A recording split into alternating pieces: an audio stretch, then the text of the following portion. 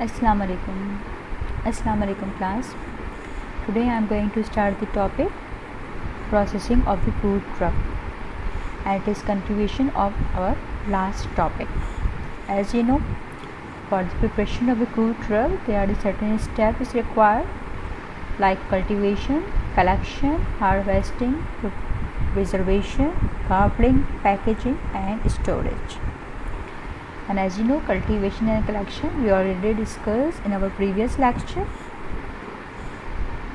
And harvesting, as you know, for harvesting of the crude drug depend upon the time of the harvesting and quality of the peak season, that is time of the day, to get the maximum amount of the phytochemicals. And we already discussed this harvesting also. The another step which is also required for the processing of the crude drug is preservation of plant material.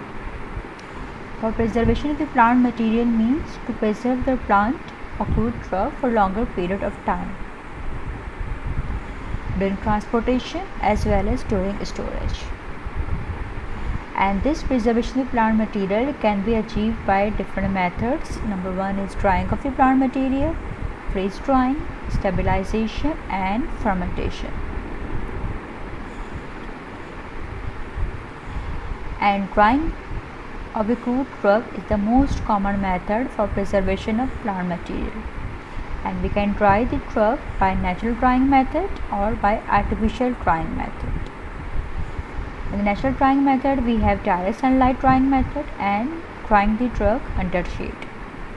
In the artificial drying method we have crate dryer, vacuum dryer and spray dryer method. All these methods we are already discussed in our previous lecture. Now today I am going to start the another method which is used for the preservation of the crude drug is freeze drying. As you know, the freeze drying is also called lyophilization method. And in this method the frozen plant material is placed on an apparatus which has a very cold surface, and the temperature is -60 to -80 degrees centigrade. And the water vapor from the frozen material then rapidly pass to the cold surface. But this method is very complicated and requires some sophisticated apparatus, and is more expensive than other drying method. Therefore, this method is not used as a routine method, but it is used for those drugs which are highly heat sensitive, like some antibiotics and proteins. These are drying by freeze drying method. Now the another method which is also used for the preservation of the crude drug is stabilization. As you know, on long storage the enzymatic reaction will slowly destroy the constituent. Why? Because some amount or last traces of the water vapor can never be removed. And as you know, the living plant material has a high water content. For example, leaves contain 60 to 90% water, and the root and rhizomes contain 70 to 85% water, and the wood contain 40 to 50% of the water. And to stop this enzymatic reaction, the water content should be about 10%.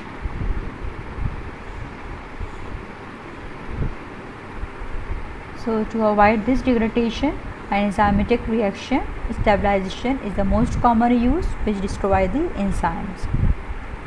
And it is very common method, and in this method a few minutes only exposure of the plant material to the ethanolic vapor under pressure 0.5 atmospheric.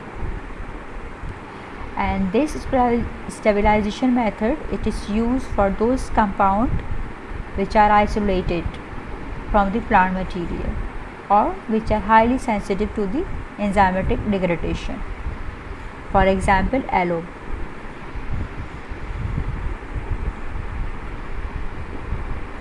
Now the another method which is also used for the preservation of the crude drug is fermentation. And from some time this enzymatic transformation of the original plant constituent is required. And in this method, the fresh plant material is placed in a thick layers and then is covered and then exposed to the increased temperature about 30 to 40 degrees centigrade in a humidity. And because of the increased temperature and the humidity, it increases the enzymatic process, and this is called fermentation process. But after fermentation, the drug must be dried to prevent the attack of further microorganisms like some bacteria and fungi. And this fermentation is mostly used to remove the bitter or unpleasant tasting substances or to promote the formation of aromatic compounds with a pleasant smell or taste. And it is mainly applied to the drug which is used as a spices, as a condiment, or as a stimulant. In spices, the example is most common is a vanilla, which is used as as a flavoring agent, and a stimulant like coca plant, which is used as a stimulant, and tea. The tea, common example is the green tea to black tea. This is produced through fermentation process. It means the preservation of the crude drug. Sometime enzymatic reaction should be stopped, and sometime the enzymatic reaction is required. Like as I told you, in stabilization, in this the enzymatic reaction degrades the product. Therefore, here we stop the stabilization, stop the enzymatic reaction. But in fermentation, some drug require the fermentation process or enzymatic reaction.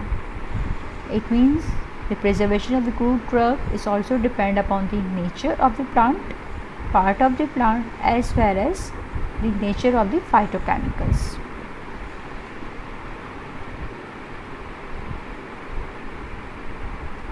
Now the another method which is used for the preparation of the crude drug is garbling. Garbling is also called pressing of the crude drug. The name indicates to remove the unwanted material. And this process is desired when sand, dirt, and foreign organic parts of the same plant are present. And it is removed by several ways. For example, if the part is underground plant part, then it should be washed. If there is some disease portion in underground part, it should be removed. And sometimes the plant part are very larger organ like some ginger, it should be slicing. And in case of the tuber and rhizome, it should be peeling.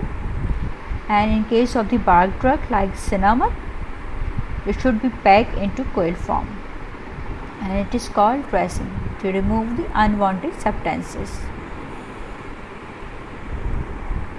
Because if this irrelevant material is present in the crude drug, the quality of the crude drug can suffer, and sometimes it doesn't pass the pharmacopoeial limit. Therefore, it should be removed. Here we have some examples. For example, like lobelia and stramonium. Excessive stems are present. It should be removed.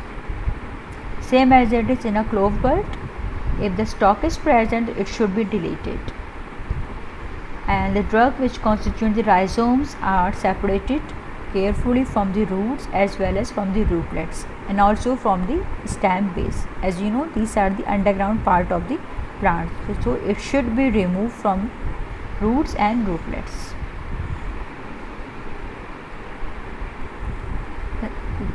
Some another example we have, for example, like castor seed and vinca seed, vinca rosea and senna leaves. Sometimes the pieces of the iron are present, and it should be removed with magnet. And in case of the bark drug,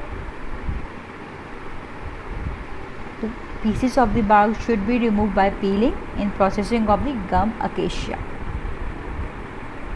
Different plant parts has different types of the garbling.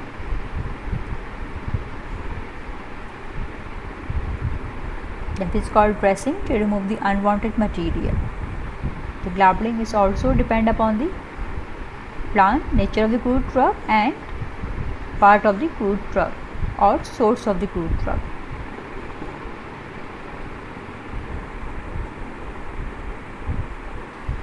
Now the another method which is used for the preparation of the crude drug is packaging. The plant material must first be preserved so that the active compound will remain unchanged during transportation as well as storage. Therefore, this process medicinal plant material should be packed in a clean, dry boxes, sacks, bags or other container in accordance with the standard operating procedures and national and regional regulation of the countries. National or regional regulation of the countries means pharmacopoeias and national formularies. It should be meet with the pharmacopoeias and national formularies of the countries. The material used for the packaging of the crude drug should be non-polluting, it should be clean, it should be dry and it should be undamaged condition.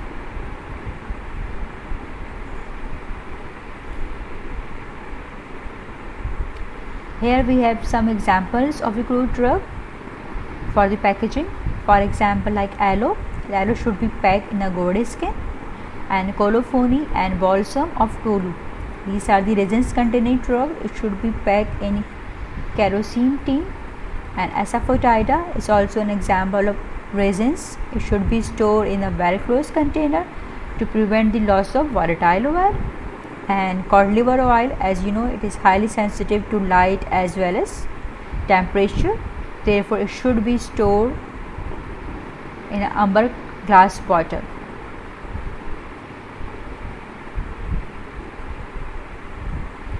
And some leaf drugs like senna, vinca rosea and other leaf drugs are pressed and weighed. And the cinnamon bark is packed as a coil form to facilitate the transportation and also prevent the loss of volatile oil from the drug. Usually bark drugs are packed in a coil form, either in a single coil form or in a double coil form. Now you can see these are the coil form. These are the cinnamon bark which is packed in a coil form. Now the some drugs which are very sensitive to moisture and these are the expensive drugs. It requires some special attention. For example, digitalis, ergot and squil. All are the glycosidic containing drug. And because of the moisture and light, their potency could be lost due to decomposition of the glycoside. Therefore, a chemical substances which absorb this moisture, it is called desiccating agent. It should be incorporated in the container to prevent the degradation of the glycoside. But some drugs like roots, seeds and other, it doesn't require any special attention and they are usually packed in the gunny bags. Gunny bags just like a jute bag. While sometime these in some cases the bags are coated with polyethylene internally. Now you can see these are the cinnamon bark which I told you, it is in a coil form, and these are the some drugs which are packed in a gunny bags and then stored in a warehouses. That's all for today. If you have any query then you can ask. Thank you class.